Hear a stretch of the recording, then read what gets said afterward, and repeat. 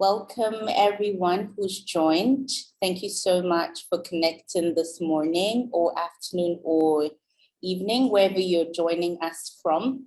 My name is Bonsu Schmutz, and I'm just going to dive right in because we have a limited time to spend together. Yes, I'm connecting with you from Ghana. Please let me know where you are joining me from. It'll be interesting to see in the chat where you're connecting with us from. All right, thank you so much. So, hey, let's talk about digital careers. Let's get ready to talk about digital careers. I'm actually excited because this topic is very important to me. I've seen a lot of transitions happen. I've seen some work being done in this space. And so, you know, I can't wait to share what I've learned over this period of time in the space of digital and then non-traditional job opportunities with you. All right, so yes, and then please feel free to share one or two expectations you have in the chat feature. Let's see how what you're expecting to learn from today. It's always important to have a learning goal in your learning journey so that you know when it has been reached. So feel free to share your learning goal with us in the chat. All right, okay. So I'm going to be talking about your digital career and non-traditional job opportunities. We're going to be spending a couple of minutes together on this exciting topic, you know, how to chart your digital career. Some people are also asking how to start a digital career. Please note that the session is being recorded, and you know, as we go along, feel free, absolutely free, to put your comments or questions in the chat. Use the Q&A feature as well to share your comments and questions with me, which we'll address as we go along. I will have some pauses in between where we can take a couple of questions as well. I'm excited to see some of you joining me today. All right, thank you so much for connecting. Please share in the chat where you are joining us from. Okay. All right, I see Joseph here. I see Mary, I see Aubrey, Rita, Kumsin, Bridget, yeah. Thank you for connecting. Yes, I'm sure you'd have a really good time. So we're going to dive right into it. Okay, so introducing myself again, my name is Bonsu Schmutz, CEO and co-founder of Abeyie Innovation Studios. I'm particularly excited because today I get to take this call from our very first, working space here in the Eastern region, Koforidua. We've been working remotely for the last 4 years. And so it's exciting to have like a space where some of our volunteers and, collaborators can come in and then, have that physical in-person experience. But for 4 years, I've worked remotely. I'm also a digital consultant. I run a tech company, which also has a fully remote volunteer program. And in the last 3 years, we've had 60 plus volunteers across 12 countries around the world. And it's interesting to see how technology makes all of this possible. I also have a part-time job as a bilingual administrator and a knowledge manager, and it's fully remote for a distributed Pan-African leadership and coaching organization. And so I think that, my experiences over these different scopes makes me quite confident that I have a thing or two to share with you, and we can all learn from this. So more importantly, I'm also looking forward to hearing from you, your experiences, how it has been navigating the digital space, jobs, traditional, non-traditional, remote, hybrid, whichever you are involved in. I'm also looking forward to hearing that. Thank you, Kumsin from Ghana, for putting that in the chat. I appreciate you for joining in. Okay, so kindly indulge me the next 30 minutes as we go on this journey. I'm going to start from what I call the future of jobs. Where are we now, and what does the future look like for us in terms of the skills market, the labor market, etc. I'm looking forward to exploring that with you. What does the global digital market look like today? What's available to us? What's available to you? How can you access some of these opportunities? And I will look at some of the statistics and trends also. Also, some people have been asking about what can I do with my digital skills that I have.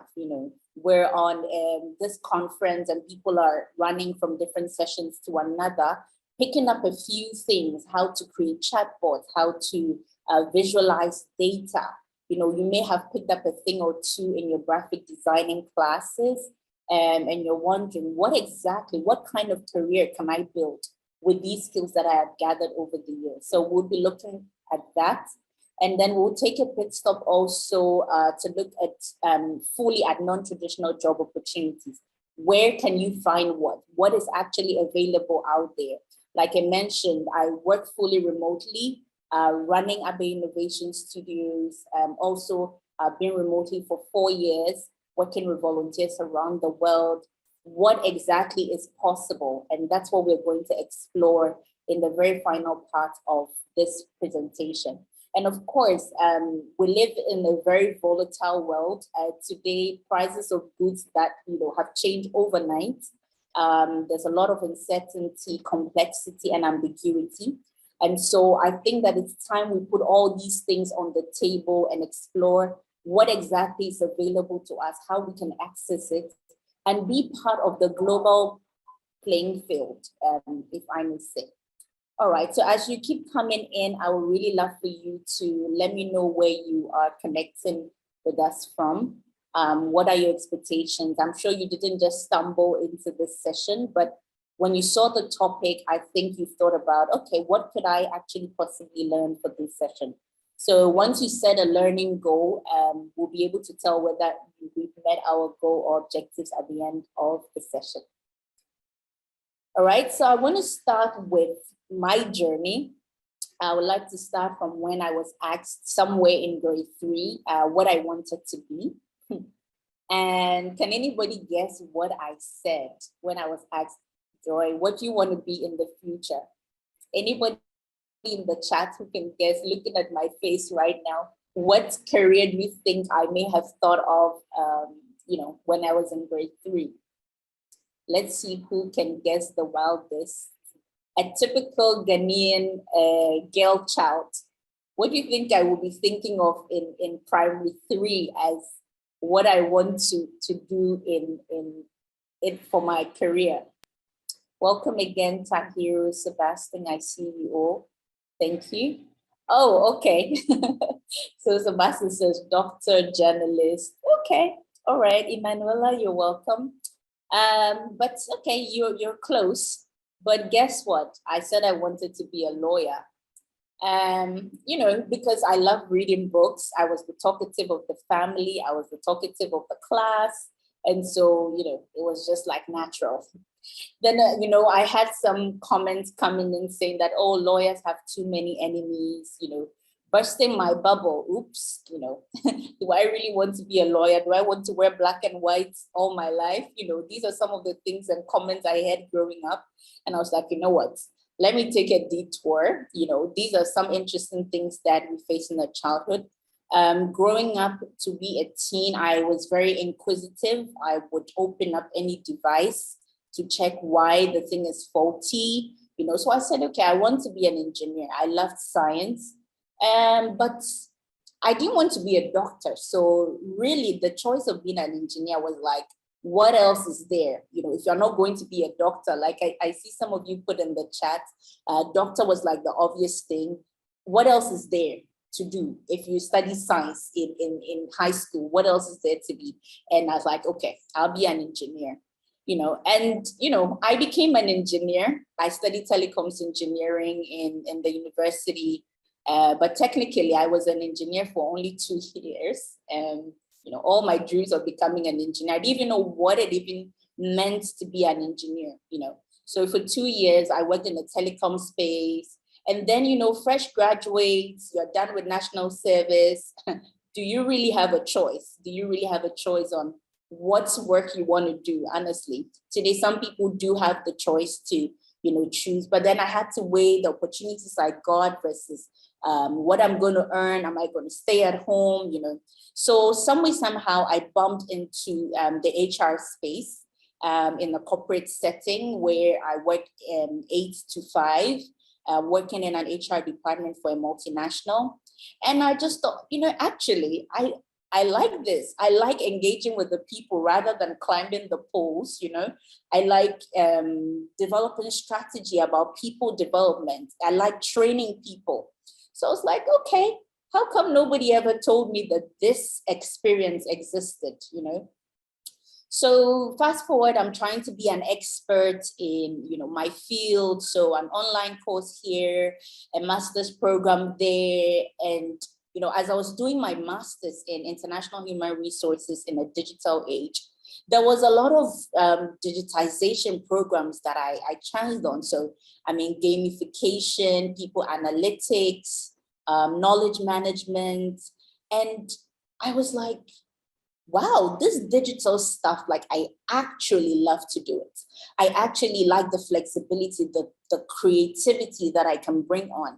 Because in being an HR manager, I was always limited to, this is not the budget, this is not the target, So I actually love to explore the digital space. And so here I am today as a digital consultant, a co-founder of a tech company, and my regular day, my t-shirt, jeans, sneakers, that's what you typically find me doing. So I want to see in the chat if anybody would like to share what what they call your 10 years journey, or what you thought you would be versus what you are now. How it's going. That's how they say today on Instagram, how it's going. So how is it going for you? How have you transitioned from what you thought you'd be in primary one, when you wrote your long myself essay and my future career, all the things you said, versus do we have any doctors that have become social media managers, or we have any lawyers becoming, tech people like me?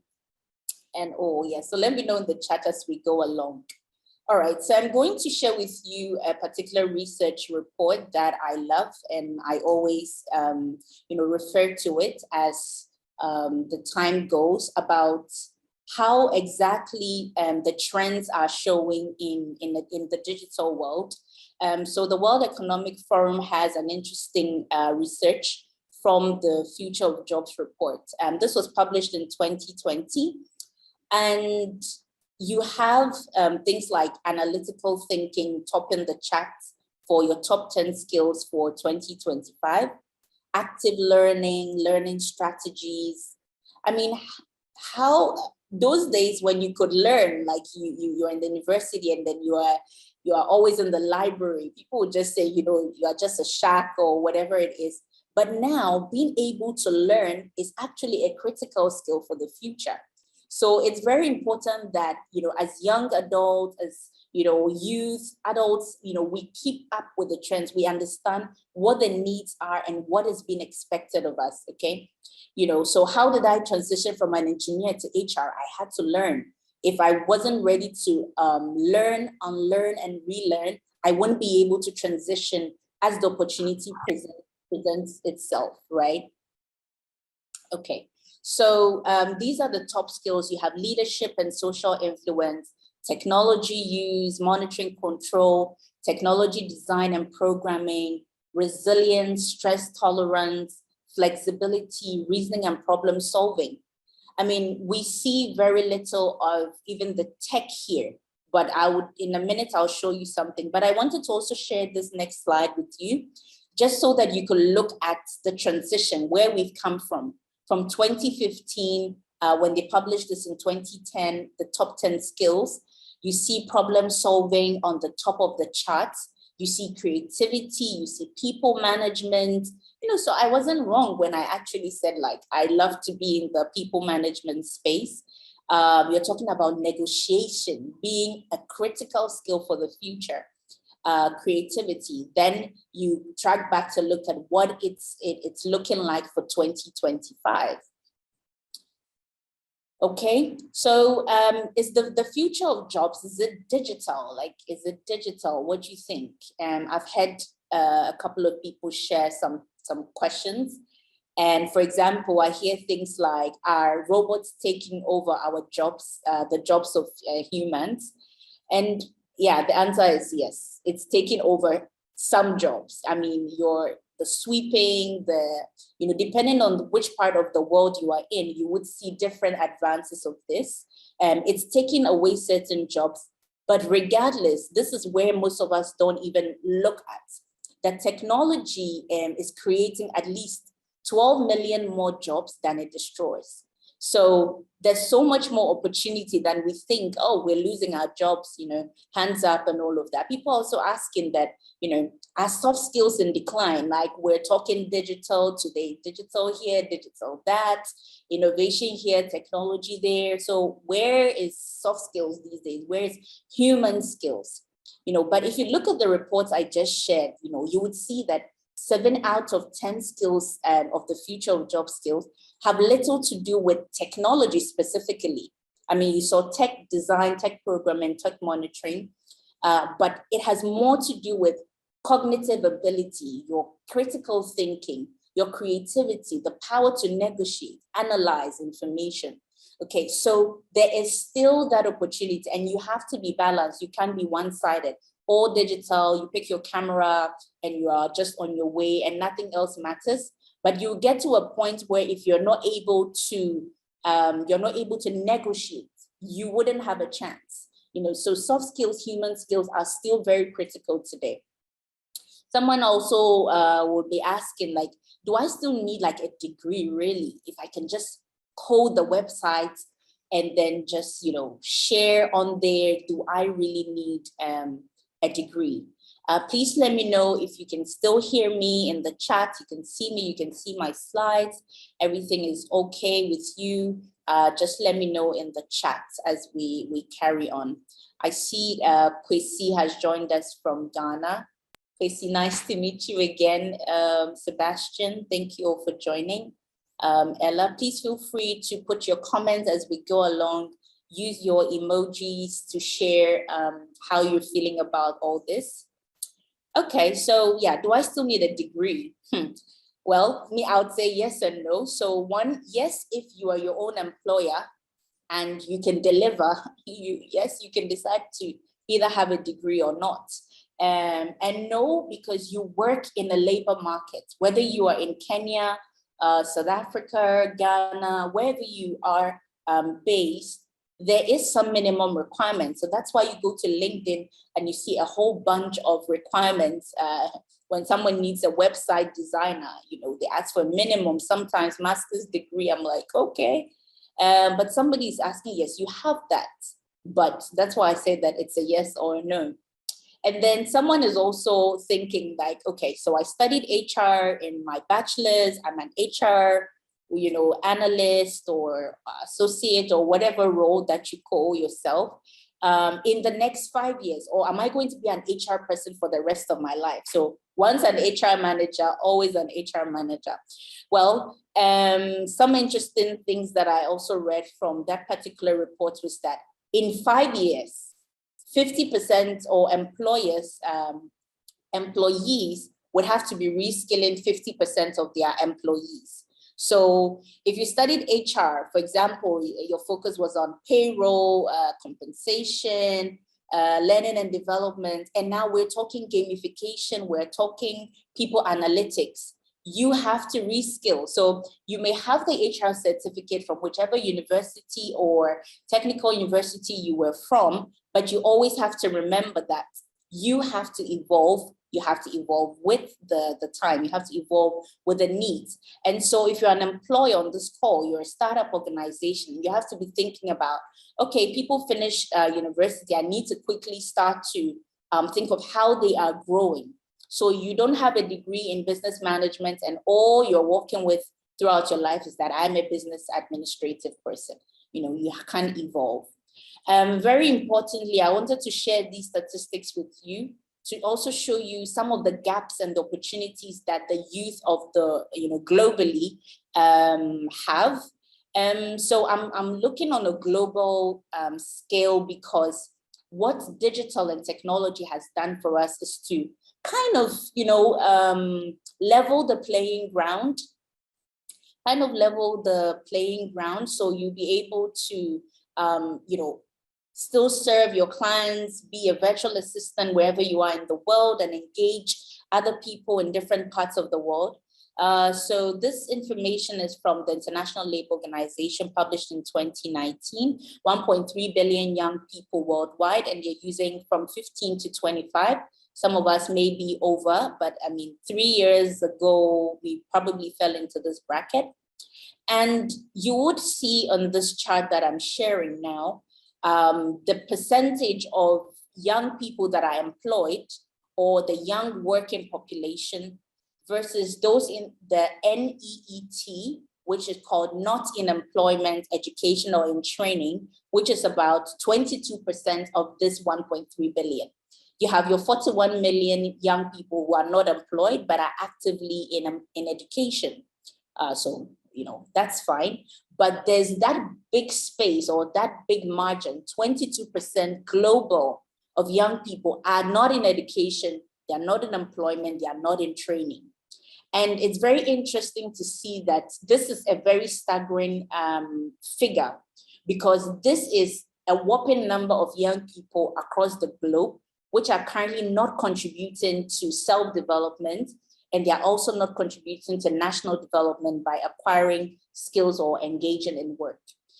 I did a research as part of my final year thesis in my master's program, which was focused on how quickly the skills of graduates become obsolete, right? So you study business administration, and by the time you get a job that is in line with your, you get a job in line with what you have studied, then your skill set is actually obsolete. No employer is looking for those basic bookkeeping skills anymore. So it was a very interesting study that I carried out. So Ghana versus France, and then I did a comparison. One keyword that stood out for me was opportunity. In all the surveys, the interviews that I did, everything I was hearing from the young people across, from students, postgraduates, was like, I'm not getting the opportunity. I have great skills. Nobody's employing me.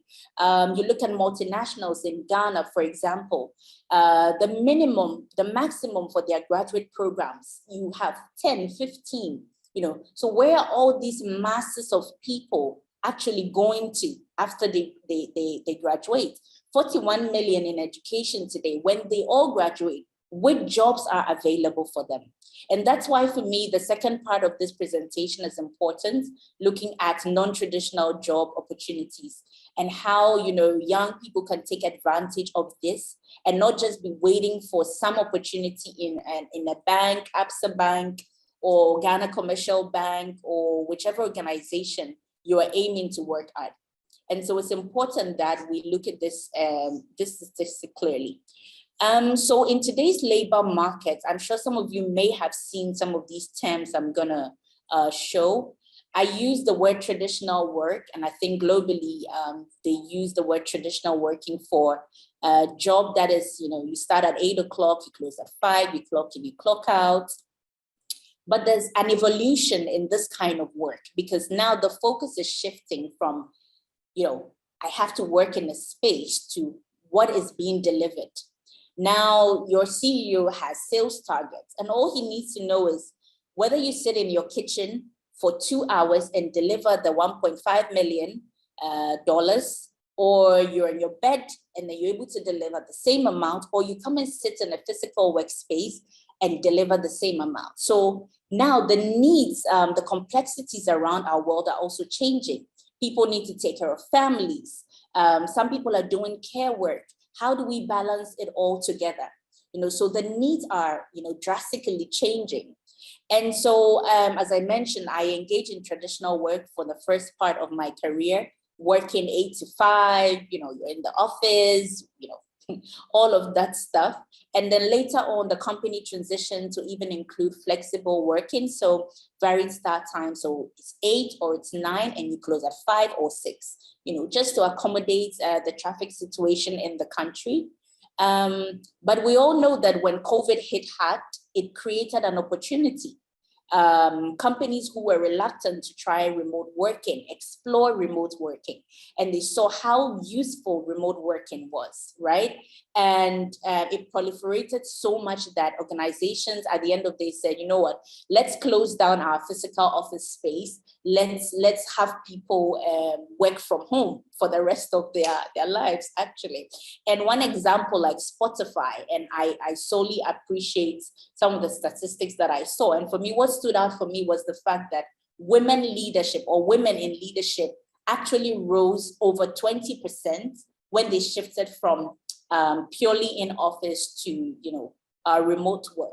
So it also tells you that these kind of working opportunities present opportunities, even though they also have their pros and cons that we probably know about. Abeyie Innovation Studios in 2020, we opened our first volunteer program, and we were like staggered. The number of applications we got, over 500 applications from 25 countries across the world, said, I want to volunteer. Like, I'm in Canada. I don't have a job. I just finished school. I can do with my skills, And we had 40 people come in to work with us, develop solutions, impact sustainability programs. And I'm happy to say that I was, some recruiters reached out to me to give recommendations for a number of the volunteers who work with me and have now gotten jobs in Berlin, in California. It's like, you're my CV as my, so these are things that can also give you the opportunity, put your foot in the doorway. And we had great, rich experience. We experienced diverse culture. And so remote working has come to improve or make things better. Some organizations have decided to put in a blend. So hybrid is a flexible work model, a blend of in-office, on the go. You also have things like digital nomad. You may have heard of it. So these kind of, digital workers just take their laptop, they need their internet, and that's it. They travel all over the world and work. And it has even seen the rise of digital nomad visas. In some countries are allowing for digital nomad visas. All right, and then we'll talk about the gig worker. Most of you may have heard of this term. So gig workers are independent contractors, online platform workers, on call, on demand. They work on their own schedule. They have their own terms and conditions. And this is a very interesting space. I would say that the number of gig global workers is expected to even double by 2023, but there's some things to also look out for, So all these work options that I have mentioned here, require some basic level of digital skill. At least jobs today, 4 in 10 of them require you to have basic digital skills. So if you're on this conference, you're at the right place. Don't leave any stone unturned. Learn what you got to learn, and then let's move forward. All right. So the gig economy, like I mentioned, is growing exponentially. This is the market value quoted by McKinsey Group. And so people are asking, what is causing this shift? What is the potential need? Why are people moving to so much, independent work?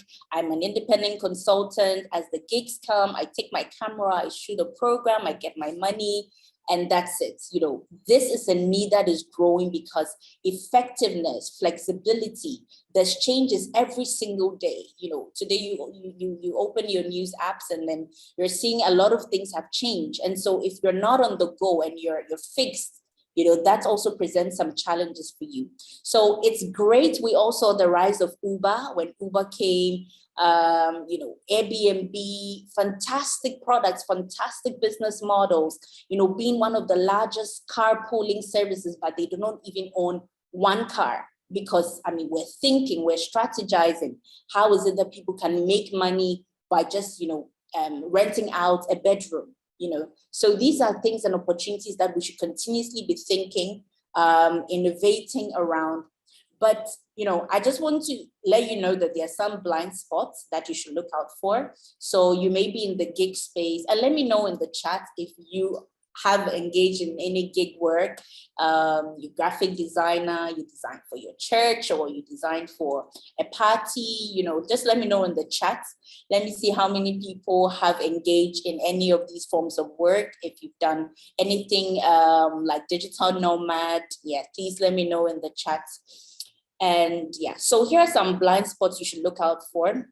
So if you're working in the gig economy, there's low to no social protection, and your employer really doesn't have a responsibility because you're using your car for Uber, you're using your fuel, you only are using their platform. So if something happens to you, you take care of your own bills, health insurance, there's nothing like that. Social security, it's now becoming a conversation, a global conversation that, hey, we need to start looking at policies that can protect gig workers.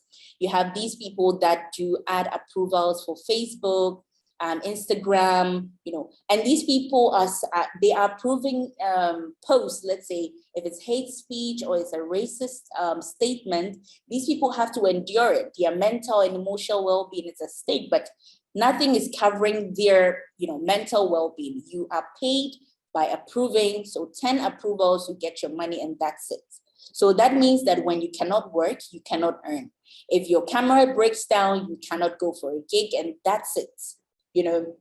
When COVID hit and there was, a lot of job losses, companies that were in the traditional space, cushioned, the impact of the economic hardship, and still retained some workers. Some people were let go, but majority of them had cushion because you have organized labor, unions, you can have a voice, you can negotiate for salaries, but, if the prices of fuel goes up, and that leads me to my next point, gig workers have direct impact in economic turbulence. If the fuel price goes up, you have to bear the cost.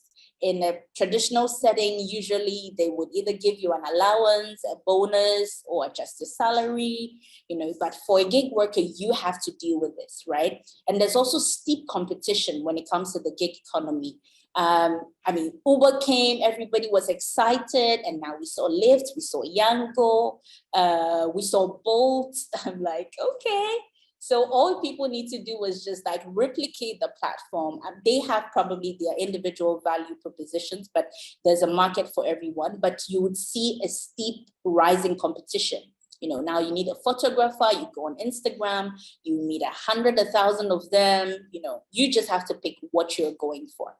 All right, so these are some of the blind spots I wanted to introduce you to so that you are aware that even though it's a flexible space, it's on my terms, you have some of these things to look out for. I like a quote by one of the Wright brothers, which says that it is possible to fly without motors, and they did that, but it's not possible to fly without knowledge and skill.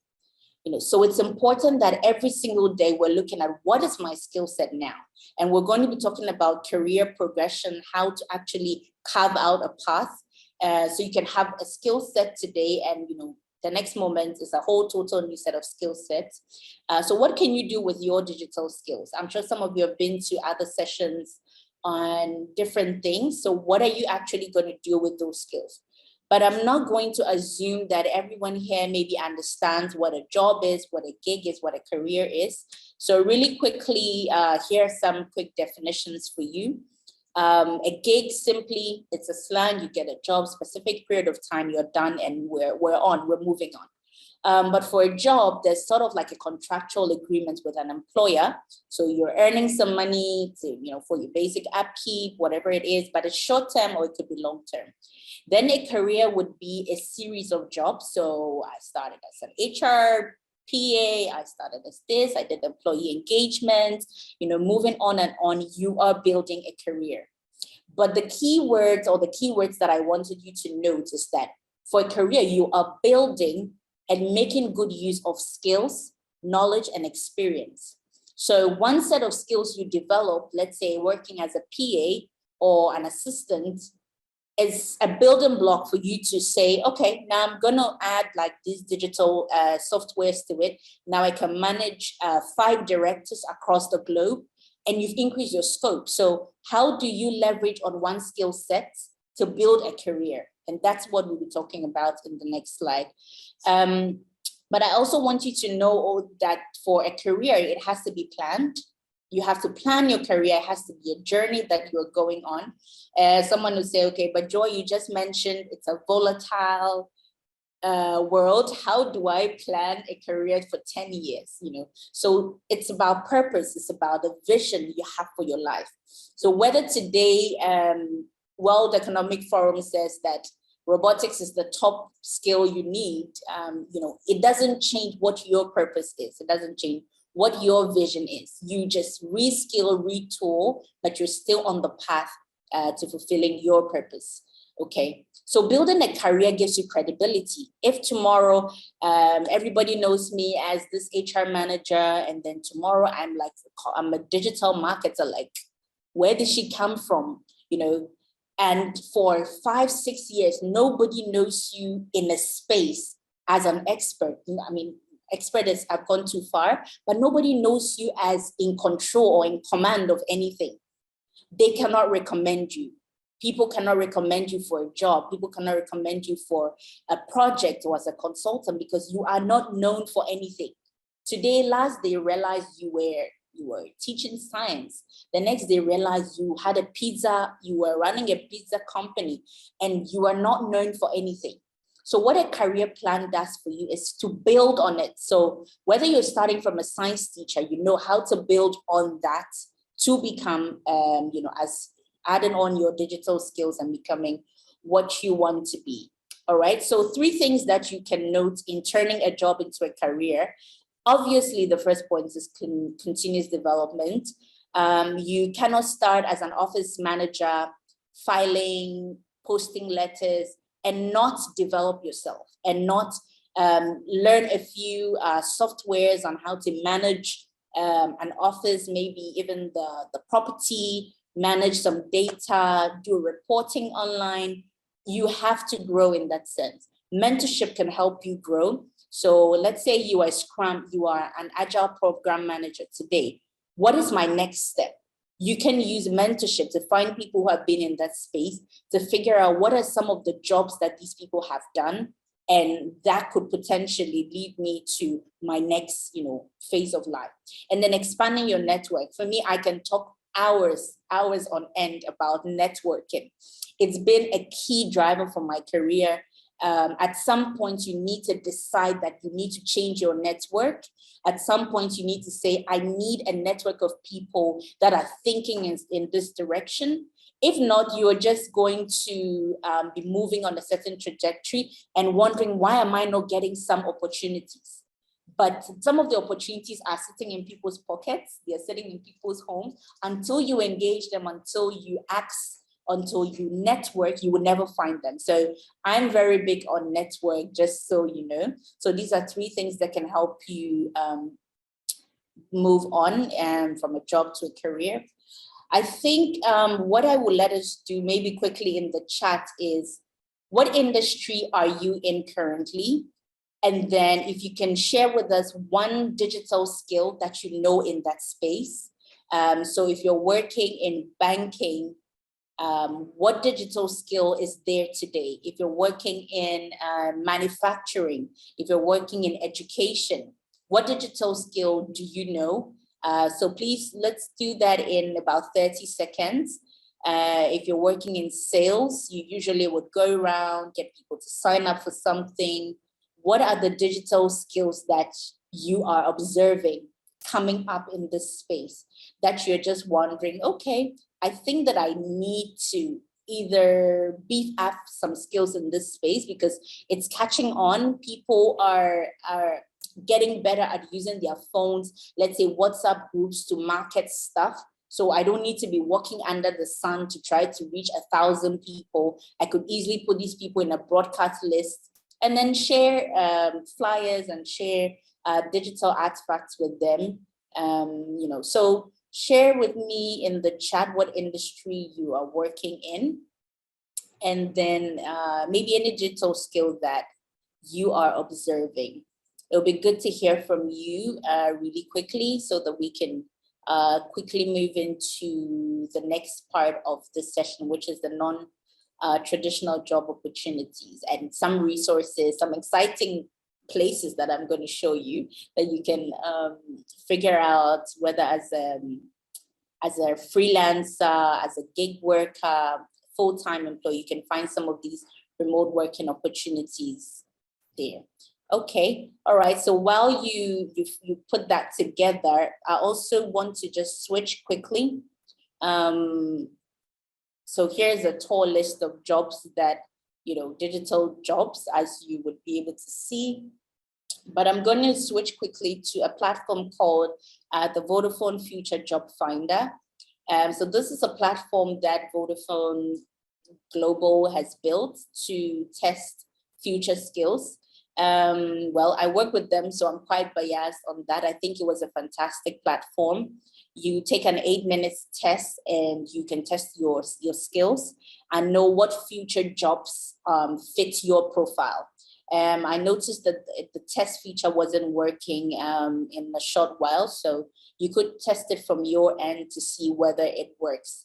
But I'm going to switch over and then share with you this platform that we're using now, and just show you a couple of industries and then some jobs that digital jobs that you could think of. Okay. All right, so here is the Vodafone Future Job Finder platform that I'm using now. Okay, so let's see, let's pick an industry. Let's pick an industry. Anybody in the chat that will want to say, okay, I work in banking, I work in ads, I want to know what kind of digital skills are available there. Okay, so maybe I'm going to start with the business management and administration. If there's anything in the chats, okay. All right, so Yao says finance. Okay, excellent choice. Let's see. Let's go to finance now. Okay, so I think this would technically be a technical issue. So let's see data. Okay, it's the data space. Okay, let's start with, okay, hold on, let me just refresh the page. Okay, let's see, back to finance. All right, there you have it. So finance, okay. So below are some, like I mentioned, you could take the short test to find out what skills fit your profile. But in this regard, they are proposing some skills here. So a broader space is business analytics. So as a finance person, these are some of the jobs you could be in the digital space. So you could be a business systems analyst, a business architect. So you actually design a business product, business intelligence development. Very interesting, digital jobs. You could take note of that. You could also explore them. And then it also mentions data science when it comes to the finance industry. So data science, you're looking at qualitative analysts, data analysts, statistical data specialists. So it helps you to really look at what is possible. Because the truth of the matter is, when I was in university, I didn't even know what jobs existed. So I get into HR and I'm like, oh, wow, nobody told me that there was employee engagement. Like, if I knew, I would be, I'd probably done another course. Nobody mentioned that there was learning and development, so it's like you have to do a reverse engineering here when you look at the roles that are available versus what you could do. So financial technology, we've heard of fintech, it's a big thing, new innovative technology that seeks to improve and automate the delivery of financial services. So whether it's through new ways of banking, cryptocurrency, and providing financial services to those who have never accessed it before. So you could be a blockchain developer, you could be a blockchain architect. So all you have to do is Google and figure out what a blockchain architect is. What does it take to become a blockchain architect? What free courses can I find to become a blockchain architect? I'm going to look at, I think Sebastian says media and communication. Let me pull media and communication out if it's here. Okay, so it's not specifically stated here, but I think that if we look at art and communication, that would give us a good sense. All right, so art and communication, the first area they're looking at is digital design. So web designer, animator, web administrator, these are things that you could do as a job. And I will not leave this presentation without telling you some of the statistics around what the value of the work you're doing can bring, some of the salary ranges that we're looking at. It also encapsulates game design, so 3D modeler, augmented reality journey builder, a game designer. Interesting. I went to study a master's in international human resource in the digital age, and I was studying gamification, how to design games to train people. I didn't go and learn how to do payroll or give sick leave or, all those things today. Even Siri can do that. You can just say, Siri, can you book my, leave for this person? And a calendar invite. So now they're teaching you to use these digital skills to expand the scope. So now I can create a game and share with my team, and thousands of employees can play the game and then pick out the learnings in there. So there's also social media expertise when it comes to art and communication. So you're looking at a web content editor. It could be a multimedia content manager or social media analyst. All right, so I'll have my teammate Ella put that in the chat for you so that you'd be able to follow the link, explore as much as you would want to about your field of study or your industry. All right, so a typical example I picked up was an example of an office assistant. So you do filing, you post letters, you distribute letters. How can I grow my career? Like I mentioned, a career is built and is built on existing skills, existing knowledge. So you have to pick one area and then build on it. So you use your all these skills around letter writing and all of that into the digital space, where now you're working as a virtual assistant. You could work for multiple organizations in one place. So that's the power of the digital space as well. And using digital tools to ensure effectiveness. Today we're talking about managing using Trello, Asana, all of these productivity tools as a virtual assistant. And how can you progress? So, for example, a virtual assistant, you'll be managing, let's say, the client space of your organization, sending emails, sending invoices, receipts. You could transition into a CRM manager. So customer relationship management tool manager, where now you are specializing in customer interactions. You handle software that makes interactions possible. You're providing reporting for your organization. And trust me, when you start providing reporting, digital doesn't lie. If you're a social media manager on this call, you would know that when you provide accurate data from the statistics and analytical tools from social media, your clients is like, oh, okay. Even though I didn't see much activity, there was a lot of reach, there was a lot of engagement on the platform. So it's also very important to look at the progression. After a CRM manager, what can you build on top of that? You can build on top of that a CXS specialist. So a CXS specialist, you are talking about managing the customer or designing the customer experience journeys. And this is paying big time today.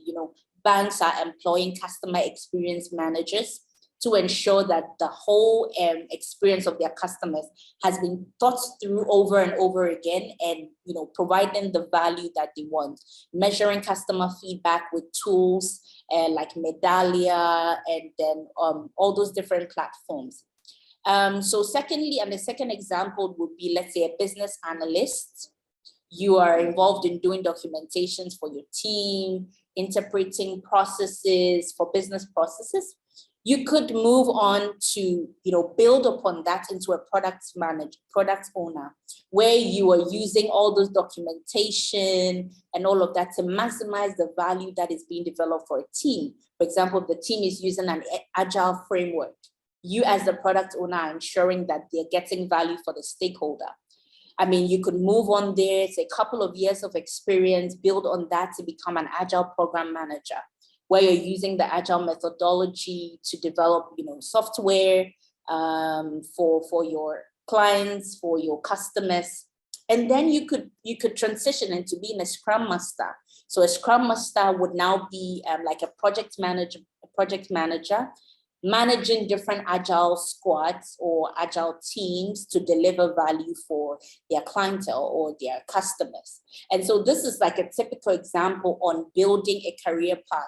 So pick on what you have in your existing portfolio, look at some of the jobs that exist and look at, okay, what is it that this job requires? And you realize that as a matter of fact, you just need your financial decision support skills or your engineering skills, and all you need to do is build on that.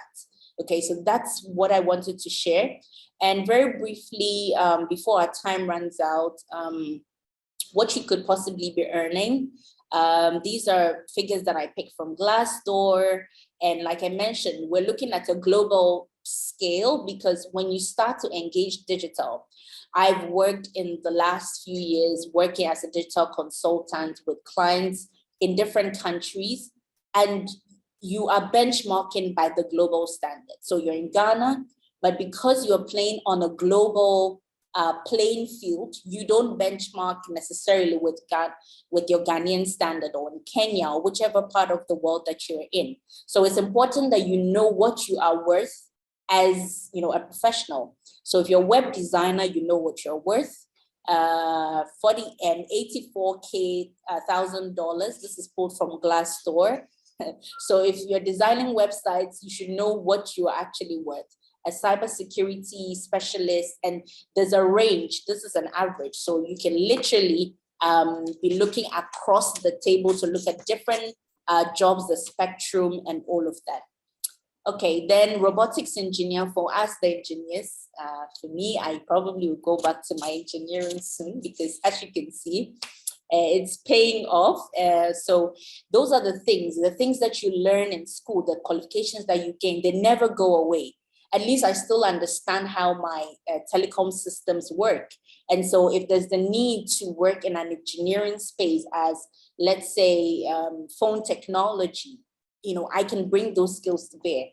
And I just want you to know that organizations are moving more towards role-based rather than job and position-based. So instead of saying, I am a robotics engineer, you go into a company, you're going to deliver a product for them with your robotic engineering skills. So you can wear many hats, like I wear many hats, and then wherever the opportunity presents itself, you can make a living out of that. There are also some things you have to look out for in dealing on the global scale. There are labor market policies you have to think about. Every country has a specific labor laws on what is possible and what's not. You also have to think about FX rates. If you're charging a client in rand or in dollars, you should know what the conversion is for your country so that you are not at a loss. You should know how to price. If you're using platforms for your payments, like we've done for most of our international clients, if you're using Paystack, Paystack will take something. If you're using PayPal, PayPal will take something. So you have to know the platforms that you are also using to charge so that it's effective for your clients and then effective for you. Gradually, there's a big conversation around global policy around remote working. You could actually apply for a certain certification that allows you to employ people around the world with no limitations. You also have to think of your data protection. You can't take it for granted if your client is based in the European region and you're based in Africa. You can't just say, well, we don't have GDPR, and so you can't care about it. You must care about it. You must know about them. or Poppy in South Africa, you must know about some of these policies. And then also country restrictions on digital platforms. You know, as in France, I checked on my Apple Watch and you're seeing that, oh, this feature is not available in Ghana. And I'm like, why is it not available in Ghana? You know, these are some of the things you should look at. PayPal, for example, you know, has some restrictions in Africa. So if you were trading there and you move your business, you know that you have to make some adjustments on there. Okay, so the last part of the conversation is around where you can find what. You know, you're at home, you've applied for jobs. Oh, I have a friend who said, I don't know what's wrong with LinkedIn. Is it a scam? Because it looks like every job I apply for, I don't get, like, what's really happening? So the thing is that opportunities are limited in those traditional spaces. Like I mentioned, you can only have one CEO in Vodafone or in MTN. You can only have one or two risk analysts or data specialists, you know. So what happens to the rest of us? So here are some opportunities that I want to show you so that you could take advantage of these opportunities while you prepare for your next job, while you wait for an opportunity that you've dreamt of. These are things that you can engage in, and I hope that this helps you. I'll be sharing the links, and by the time I'm done with the last slide, before you hop off, I would share some of the links in the chats with you so that you could access these for yourself. I mentioned volunteer opportunities in my presentation earlier, and some people like, work for nothing, really? But hey, you can get your foot in the door by starting to, you know, you can put on your CV, yes, you volunteered for the UN. So these are some platforms that you could check out. They have the opportunity for you to register as a volunteer. Some of them you can be put on their database when a crisis happens, like Translators Without Borders. For example, the Ukraine-Russian war, you know, there's the need to communicate with people in a different language. So immediately they open their database and look for people who have like the different languages. And then you help them translate news, translate documents to help people in a crisis situation.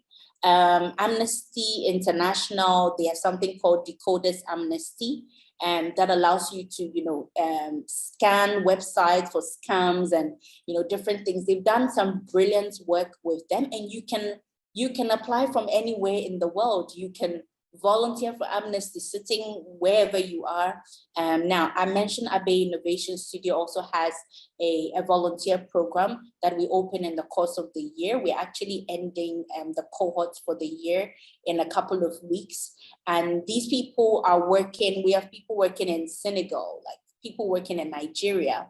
And these are people that, you know, maybe are in their life stage. They have some time, they're waiting for their permits, they finish a job, they need to take a break, they need to, you know, so it's like, I need to keep being active. I need to keep polishing my skills. So this is where volunteer opportunities come in handy. So please feel free to explore some of these opportunities as I share some of the links in the chat with you. Also, you have, we're going to also look at distributed organizations. So a distributed organization, really, they don't have a physical location or an office. They have employees around the world. And so, for example, Canonical is UK based, and it's funded by the South African founder of Ubuntu, the open source OS. They have over 500 employees around the world. Recently, they were recruiting massively in Ghana. You know, I saw some of the ads on LinkedIn, and you work from where you are. I mean, as simple as that. Consensus as well, they work in over 30 countries across 6 continents. You could also check them out. Move Me Back, I've had, you know, an interaction with them. So Move Me Back wants to be Africa's LinkedIn. So you go on there, and I find a lot of jobs that are tailored to African markets. So let's say head of Pan-African for, you know, an organization, and it is fully remote. So check out Move Me Back. They themselves as an organization are distributed because they have their employees or contributors all over the world. Check out Superside as well. Yes, I'll share the links to that. Really quickly, let's look at, if you're a freelance, you're an independent contractor, or you're looking for full-time jobs. These platforms are, amazing. You can search, you can filter per your skill. Specifically, remote.co and FlexJobs allow you to find remote working job opportunities. So you go on their filter, and please be mindful when you're filtering by location. In as much as you see remote, some organizations are remote, but it is specific to their country. So it could be a US-based organization and they're providing remote working experience or remote working jobs, but it is only to be in the US, demographic or in that space. So there's a button, especially for, I think it's remote.co or FlexJob, where you can select international. So international or Ghana or work anywhere in the world. And then it gives you those options so that you can drop down and then search for the jobs that you're looking for. Angel List is specifically for startups. Gun.io is for tech talent. So if you're a software engineer, you can actually sign up, and then you have your profile on there. They tell you that it's only the developers that hire you, not HR or AI. And then we all know about the famous LinkedIn. So LinkedIn has a mix of in-person, virtual, traditional, freelance opportunities that you could also check. So be ready to put up a good profile out there and be looked for or look for jobs. Remotive as well. These are jobs from vetted tech companies that you could also explore. So if you're not freelance or you're like, I don't know what to do with my camera, I don't know what to do with my video camera, whatever, you're thinking, how can I create some value out of these tools that I have? So there's also an opportunity for content contribution. So many of you who may know Canva, you go there and they've literally designed the flyer for you. Gosh, I love Canva and I'm so thankful for them creating that software.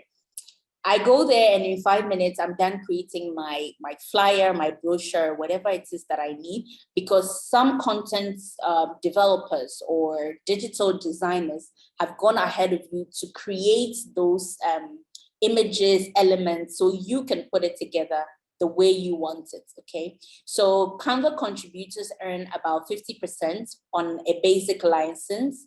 If a customer buys a basic license, you earn 50%. And if it's an extended license, you, the content contributor, earns 70% of that. So graphic designers, photographers, please extend your scope and look at some of these opportunities for iStock, Elementor, for Envato Elements. You can go on there and put your content there. And I'm particularly passionate about this point because you go on and you're looking for content for Africans and you can't even find them. You type African something and then the first thing you see is an elephant or a giraffe, So I would encourage all our tech content creators to see how they can tap into that space of, and it's nobody's fault if there's not an African woman picture you can't find. It's our fault because we have to create that content. So it's an opportunity. Religious programs, sometimes you want a picture for your church advert or whatever it is, you're not finding because nobody's creating content in that space. So you can create content, contribute to these platforms and earn money for that. YouTube, I'm sure most of you already know how to monetize from YouTube, but you have to meet the eligibility criteria to be a YouTube ad partner, channel membership or brand content, for influencers who are looking to promote products for brands. These are, things that you could look into. Facebook is also doing that. People pay for virtual stickers. I mean, it's amazing. Virtual stickers, virtual badges, and then you in turn create maybe member-only content or something that is specific for that group. All right, so last thing to look at, make sure that even though you're going into the space of non-traditional, you're going there, you're finding remote working opportunities, be mindful of scam jobs. I've seen them, people call you and tell you that we charge $50 for your application process. Tech legit companies don't do that anymore because they are looking for the talent. Make sure you're verifying the emails. You know, you see a job ad, somebody's posting it on WhatsApp and it's saying APSA is recruiting, and you look at the email they're asking you to send your CV to, it has got nothing to do with APSA. You have to you know, double check that. And offers that are too good to be true, please double check that, because then you end up in some scam or some, you know, fraudulent job opportunity. And then prepare yourself, be ready to build a portfolio. If you're on LinkedIn, if you're not on LinkedIn, please get on LinkedIn if you want to. Build your profile, let people see the work that you do, share your content. If you're a developer, if it's GitHub, it's whatever you want to show your work to the world, you have to get that ready, because when somebody wants to work remotely with you, one, they need to establish trust, they need to establish that you're competent. And so without you knowing, they visit your LinkedIn and there's nothing, then it's like, okay, that's it. So prepare these things ahead of time, and also decide on determine your price point. And like I said, if you're working with a global clientele, know what you are charging, know what the rates are, and then don't wait till the client asks for an invoice, then you say that, I don't even know what I charge, you know, in that sense. So be ready with that. And also connectivity issues. I've had many scenarios, my light goes off, you're having a meeting with the clients in the US or in France, and it's like, you know, 15 minutes, nobody's back on the call. So you have to invest into creating those backups for if you want to engage the space of non-traditional. Privacy requirements for jobs that require, let's say, approval of Facebook ads, Google ads, all those kind of things. Anytime you post something, somebody approves it. So people are approving by the second, millisecond. You know, so people like that, you would have to invest into a dedicated internet connection, because you would not be allowed to be on a public Wi-Fi in order to, you know, perform that task. And so you must know this so that you invest into that. Okay, so I'm glad we've gone on a journey together. Just before I wrap up, I hope you found this content very useful. We've looked at, you know, some jobs, what it looks like, what it's going to be in the future, what the landscape looks like, how you can chart your career, and then we finally looked at some non-traditional job opportunities. So I would love for you to put your questions and comments in the chat. And then you hang on a bit so that I share the rest of the links with you, and then you can copy them before you leave. So thank you so much for your rapt attention. And if you have a question, just put in the chat, a comment, whatever I always say that learning is done when you reflect. So I will just give you a few seconds, reflect on one thing that you're taking away with. And I would love for you to put it in the chat, because somebody else will say, oh, I actually didn't hear that. So one takeaway, put in the chat, what are you taking away with you from this presentation? And if there's anything, if you didn't hear anything that I said, maybe you were busy working in the office, so it's like, okay, this girl is just like in my ears. I just want you to hear this, like you keep discovering yourself every day. So what you knew about yourself 5 years ago, it's not the same that you would know about yourself. So let self-discovery be a journey for you. You know, don't block any opportunities that come your way. There's so much to know about yourself than you think. And then opportunities are very disguised into, oh, I need someone to just ask this simple question. And before you know it, the person is giving you your next $1 million contract. So never despise small opportunities, never despise problems that are brought to your table. And I'm sure I will see you at the top. So thank you so much. I'm going to pick a few questions from the chat bot, if there are any, but feel free to connect with me on LinkedIn. I'm going to share my LinkedIn profile in the chat also. So I have a link for Move Me Back. There's even a recent job opportunity they posted for an organization called BCA Leadership. They are starting, it's a virtual remote fellowship program that you could participate in. Okay, so that's the link for Move Me Back.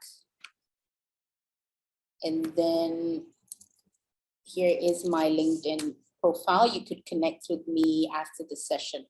Okay, so I hope you found it useful, and I'm going to end in a bit. So thank you all very, very much for participating and for being in my session. It was really fun to have you all here. So please, before you go, just drop a comment in the chat before you go. All right, so Sebastian says continuous development. Yeah, you have to.